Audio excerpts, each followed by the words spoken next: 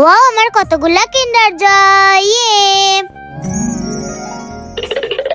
Wow, কতগুলো কিন্ডার জয়! এই দিদি, আমাকে একটা কিন্ডার জয় দিবি?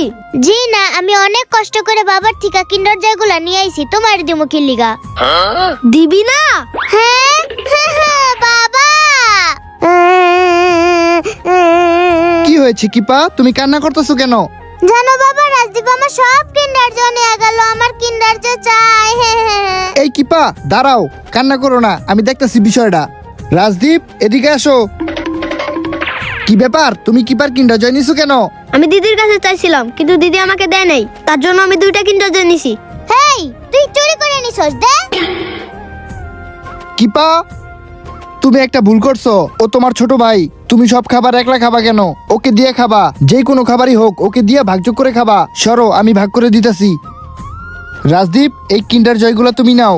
কিপা, এগুলা তুমি নিবা। আর কখনো ঝগড়া করবা না, হিংসা করবা না। ঝগড়া করা, হিংসা করা কখনোই ভালো না, ঠিক আছে?